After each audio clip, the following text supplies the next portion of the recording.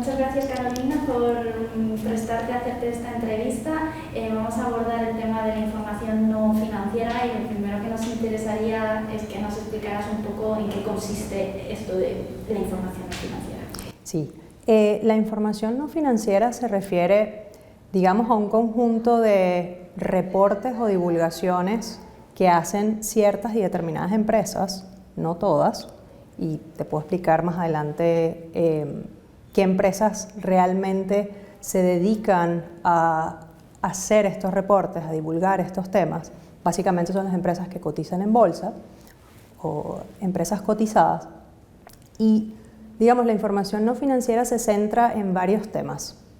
Inicialmente comenzó por temas sociales, es decir, cómo impacta la actividad de determinada empresa a sus trabajadores y a la comunidad local donde opera, pasando ya a otros temas como los derechos humanos, derechos laborales y más recientemente lucha contra la corrupción.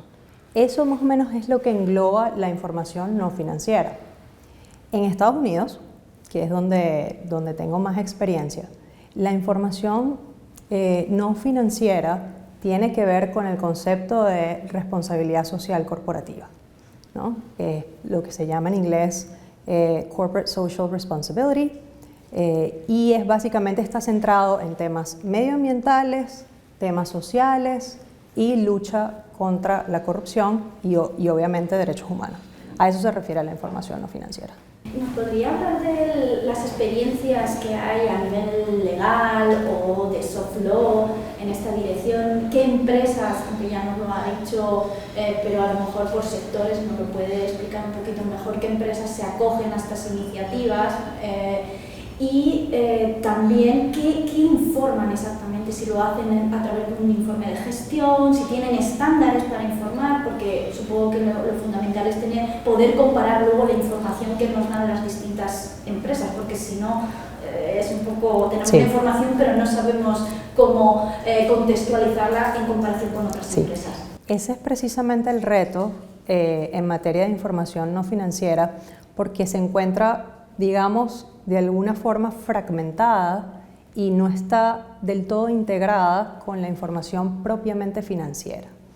En Estados Unidos, el movimiento de responsabilidad social corporativa, digamos, surge en los años 50 y surge a partir de la publicación de un libro de un economista que se llamaba Howard Bowen.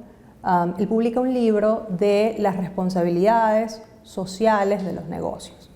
Este libro se publica a principios de la década de los 50. Es con ese libro que comienza a acuñarse este término de responsabilidad social corporativa. En los años 60 se hacen ciertos avances, pero te diría que es a partir de los años 90 cuando un conjunto de empresas, generalmente empresas grandes, o que después pasaron a ser empresas multinacionales, comienzan, digamos, a elaborar una serie de reportes, pero esto todo de forma voluntaria, revelándole a sus inversionistas, potenciales inversionistas y accionistas, cuál era el impacto, y dependiendo de la empresa, si es una empresa farmacéutica, cuál era el impacto que sus drogas, por ejemplo, o sus fármacos podían tener en ciertas y determinadas comunidades, cómo se estaba haciendo el mercadeo de ese tipo de medicamentos, si era un mercadeo ético, y se introducen esta serie de, digamos, reportes de sostenibilidad, pero como te digo, todo de forma voluntaria. Ya a partir de 1997 hay dos organizaciones, digamos, que surgen en la escena, y son organizaciones ambas que son sin fines de lucro. Son organizaciones netamente privadas, independientes y que están financiadas tanto por el sector privado como por el sector público. Comienzo con la primera iniciativa que surge y ese es el primer estándar mundial que busca establecer una serie de piso común para poder elaborar estos reportes de sostenibilidad que en España me parece que ustedes le llaman memorias de sostenibilidad. Entonces, la primera iniciativa es el Global Reporting Initiative, que surge en 1997 en la ciudad de Boston inicialmente estaba enfocado en la materia ambiental. ¿Por qué? Porque esa iniciativa surge producto de una colaboración de una organización estadounidense en ese momento que se llama Ceres, que básicamente era una coalición para crear una sociedad ambientalmente responsable. Y esa organización trabaja en conjunto con el Programa de las Naciones Unidas para el Medio Ambiente. Entonces, ellos crean una serie de estándares, ¿okay? Para compañías, y ese Global Reporting Initiative es el que utilizan la mayor parte de las compañías a nivel mundial en este momento, una serie de compañías, muchas americanas que operan a nivel global y también europeas, operando en Estados Unidos y en el resto del mundo. Y básicamente esos estándares, a diferencia de los principios que creó las Naciones Unidas a mediados de 2004, me parece, la diferencia es que estos estándares del GRI son estándares más que todo métricos. Es decir, ellos te piden, por ejemplo, en materia de corrupción, ellos te piden, si tú eres miembro, si formas parte de esa iniciativa, te piden, bueno, ¿cuáles son tus políticas para tú combatir la corrupción? Número 1. Número 2, ¿cuál es la visión de tu gerencia, del management a nivel superior? ¿Cuál es el enfoque que ellos tienen en contra de la lucha contra la corrupción? ¿Cuáles son las metas que se plantea la empresa? ¿Cuál es la estrategia que va a utilizar la empresa? Versus, ¿cuál ha sido tu desempeño? Y hacemos entonces una medición. Entonces, esto es diferente a los principios de las Naciones Unidas, que son verdaderos, digamos, compromisos. En el caso del GRI es más que todo métrico. ¿Lo lograste o no lograste? ¿Cómo vas? Y si tienes denuncias internas de corrupción, ¿las investigas? ¿Qué haces con ellas? ¿Cuál es el resultado? Entonces, obviamente, es una iniciativa muy importante porque esos reportes de sostenibilidad son examinados por muchos inversionistas institucionales a la hora de tomar la decisión de decidir si invierten o no invierten. Lo mismo en materia de derechos humanos, lo mismo en materia de medio ambiente e incluso de cambio climático. La segunda iniciativa es un poco más reciente y tiene que ver con unas normas de contabilidad en materia de sostenibilidad, ¿ok? Que en inglés es más o menos como SASB, es digamos la abreviatura. Esta iniciativa es más reciente porque se crea en el 2011, ¿ok? Y de nuevo está enfocada en compañías que cotizan en bolsa, ¿ok? Y son una serie de normas contables, pero para materias de sostenibilidad.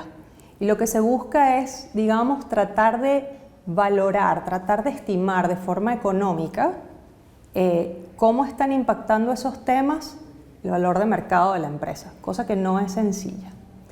Entonces ellos tienen, digamos, esta iniciativa tiene parte de la premisa de establecer determinados tipos de industria. Entonces, por ejemplo, tienes la industria de salud, y ahí puedes meter a las farmacéuticas, a las empresas que fabrican equipos médicos, tienes a las empresas, por ejemplo, de consumo masivo de alimentos, entonces puedes tener empresas como Procter & Gamble, puedes tener empresas como Unilever, y tienes, por ejemplo, empresas de la industria extractiva, entonces ahí vas a tener las mineras, vas a tener las empresas gasíferas, pero los estándares varían de acuerdo al tipo de negocios e industria de la que estés hablando, ¿no? Es decir, no es un mismo estándar para todas porque depende del modelo de negocio de cada una, y recuerda que en materia de sostenibilidad depende lo que le importa a la farmacéutica es distinto a lo que le puede importar a una empresa minera, por ejemplo, porque están en actividades distintas, si bien obviamente puede haber áreas comunes. Entonces esas básicamente son las dos iniciativas. La última, que es la que te hablé de normas contables en materia de sostenibilidad, fue recientemente modificada el año pasado, noviembre del 2018, y tienen más de, me parece, algo así como más de 77 normas para sectores específicos, ¿no? Entonces esas son, digamos, las dos grandes iniciativas. La última, como te digo, estas normas contables está básicamente dirigida a empresas que cotizan en bolsa y presentan estos reportes ante la Comisión de Valores en los Estados Unidos. En principio, cuando tú eres una empresa que está sujeta a la supervisión de la Comisión de Valores, tú estás obligado y vendes, digamos, tus títulos valores o vendes tu deuda en la bolsa, tú estás obligado a presentar una serie de declaraciones, ¿ok? Esas declaraciones, si son falsas, acarrean una serie de consecuencias. Entonces existen empresas que forman parte de estas dos iniciativas, o de una o de la otra, que además de presentar esa información netamente financiera, cómo te vas, ganaste dinero, no ganaste dinero, perdiste, cuáles son los riesgos, cómo estás compensando a tu gerencia, tienen un capítulo aparte de qué estoy haciendo por el cambio climático, cómo mis actividades están afectando el medio ambiente o no. Es decir, es una actitud un poco más proactiva, dependiendo del negocio en el que estén. Y obviamente la lucha contra la corrupción también es un tema muy importante, y el tema del respeto a los derechos humanos y cómo estás tratando a tu personal, cuáles son tus prácticas de contratación y otros temas un poco más recientes como el acoso sexual, por ejemplo. Entonces, esas son más que todo las dos iniciativas en Estados Unidos. ¿Cómo se accede a esos informes? Quiero decir, ¿aparecen en el informe anual de cuentas? No sé cómo sí. la correspondencia. Generalmente,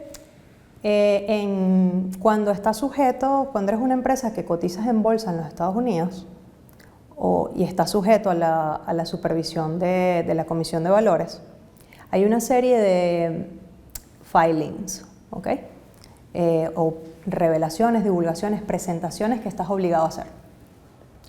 La más común es la presentación anual, que se llama 10K, donde además de presentar esa información netamente financiera, hay empresas que presentan estas memorias de sostenibilidad.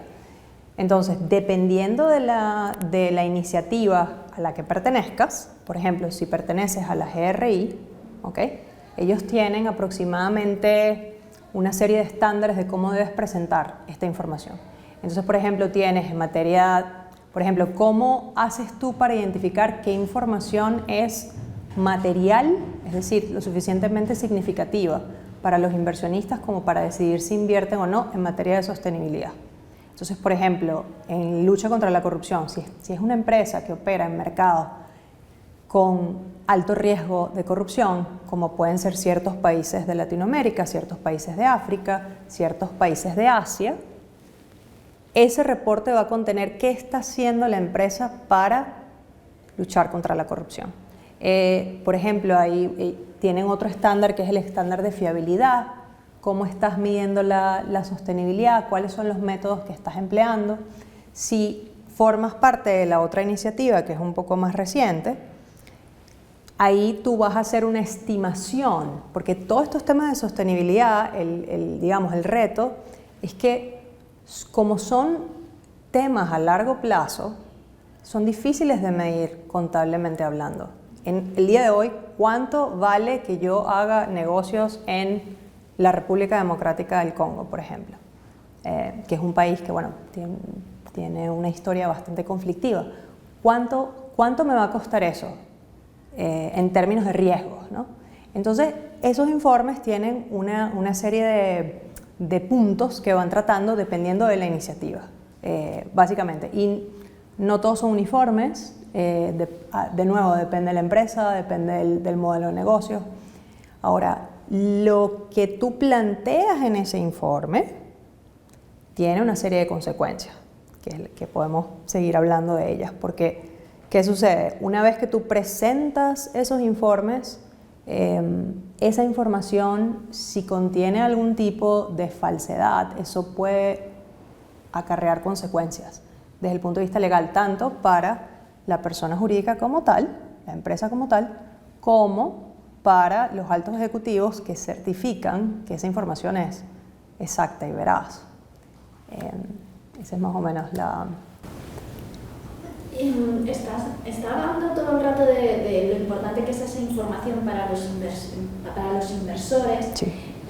Pero también me planteo para los consumidores. Sí, Es decir, efectivamente. Me gustaría saber cuál es su opinión sobre el famoso daño reputacional, si es un mito o una realidad. Mi impresión es que estamos todavía muy lejos del verdadero daño reputacional. Creo que los consumidores no siempre estamos bien informados. Pongo el ejemplo de la industria textil, de talleres ilegales. Yo no creo, yo misma, ahora estoy un poco más concienciada, voy y miro su etiqueta, donde está fabricada la prenda, pero no tengo claro hasta qué punto hay un daño reputacional que haga que las iniciativas de compra por parte de los consumidores se detengan. No lo sé. ¿Cómo es su cadena de suministro a la hora de conseguir su materia prima, a la hora de fabricar sus prendas, en qué países los está haciendo? ¿Está o no comprometida con la lucha en contra del trabajo de menores, por ejemplo, la explotación de menores en ciertos países, como por ejemplo Bangladesh, como puede ser Indonesia? En esos reportes debería estar esa información para los consumidores, ¿no? Ahora, el daño reputacional sin duda es muy importante. Si tú examinas algunas empresas multinacionales, si estas empresas están siendo solamente sometidas a una investigación, ni siquiera estamos hablando de que existe ya un proceso con una resolución final, se violó o no se violó la ley, simplemente una investigación. Y te pongo el caso de la ley contra la corrupción estadounidense, conocida como FCPA. Cuando existe una investigación, y permíteme hacerte una introducción, estas investigaciones surgen por varias fuentes. Una puede ser un whistleblower, es decir, un alertador, un informante, un cooperador, que puede ser un trabajador de la empresa que ha reportado internamente a través de los mecanismos de compliance que tenga la empresa, a través de estas líneas, hotlines que pueda haber. Puede ser un empleado que trabaje para esta compañía y haya detectado algún tipo de ilícito y pues simplemente lo denuncia. Puede ser un ex empleado que lo denunció y sufrió retaliación, ¿ok? Así es como comienzan estas investigaciones, ¿no? Puede ser por un whistleblower, puede ser porque la prensa tuvo acceso a ciertas fuentes y comienza entonces una historia. Resulta que la mayor parte fue fabricada en Indonesia y se le pagó el 10% a la gente de lo que tenía que haberle pagado en términos de salario. Eso sería un escándalo. Supongamos que se trata de potenciales prácticas de corrupción, opera en Bangladesh, opera en Indonesia, opera en ciertos mercados, y para obtener ciertos permisos, ciertas licencias, pues sobornó a funcionarios de estos países. Si esto ocurre, con el solo hecho de que se inicie una investigación y que esto aparezca en la prensa, es más, cuando las compañías están siendo investigadas, lo revelan, están obligadas a revelarlo. Si no a través de esta 10K que te comenté, que es una declaración anual. Hay otro tipo de declaración que es la declaración, me parece que es la 8K o 8Q, que únicamente aborda temas que los inversionistas consideran realmente importantes. Y una investigación por prácticas de corrupción es importante. El solo hecho de estar investigado ya causa un daño reputacional a la empresa considerable. Te diría que el daño reputacional es daño reputacional, protección a tu marca, son, digamos, aspectos fundamentales para cualquier empresa, especialmente una empresa transnacional. Y no debes olvidar el papel fundamental que están jugando las redes sociales con respecto a cómo proteges tu marca y cómo manejas las crisis y cómo manejas potenciales daños reputacionales. Si alguien comenta de tu producto o de cómo se obtiene tu producto y esto se hace viral y la empresa no sabe contenerlo, no sabe manejar la crisis, tu marca puede sufrir daños considerables. Y una última pregunta ¿existen estudios, sobre todo realizados por ONGs, yo creo que son las que llevan aquí el principal liderazgo, que hayan comparado dentro de la primera o la segunda iniciativa que usted nos ha hablado, en realidad cómo están informando las empresas sobre estos extremos? O hablo de informes de ONGs o de la doctrina, o que nos permita un poco ver que sí, que eran prácticas, que son prácticas voluntarias, pero que al final una gran parte de las empresas, de las cotizadas, pero a lo mejor también otras, aunque no coticen, tal, y si lo están haciendo bien, regular.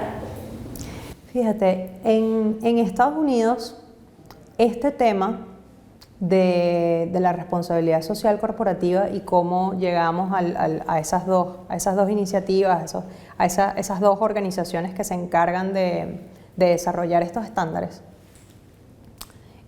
comienza por la presión de ciertas organizaciones no gubernamentales en materia ambiental.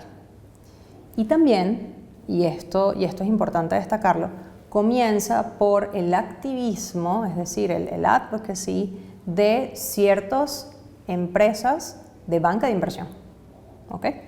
Lo cual es sumamente interesante, que es ese concepto de inversionista social.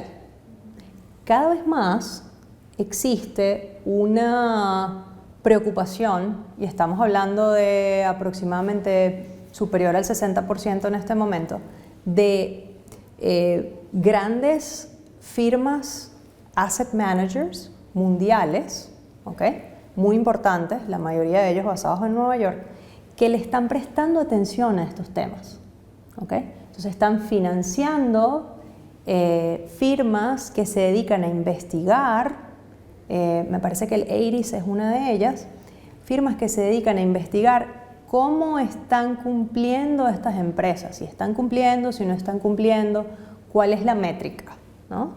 Después tienes otras ONGs famosas en ciertos y determinados temas, por ejemplo, Transparencia Internacional te diría que es la más famosa, muy enfocada obviamente en temas de corrupción. Te diría que está Transparencia Internacional.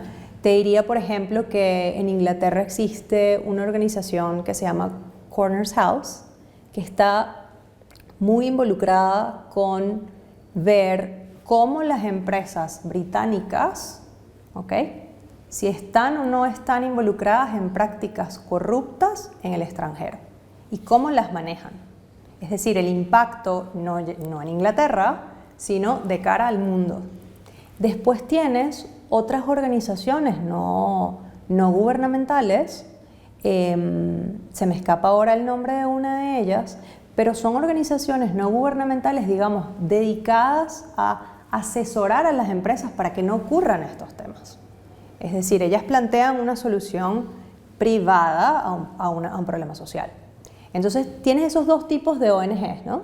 Tienes las ONGs que se van a dedicar a plantear una solución de cara a la empresa y tienes ONGs quizás un poco más adversariales.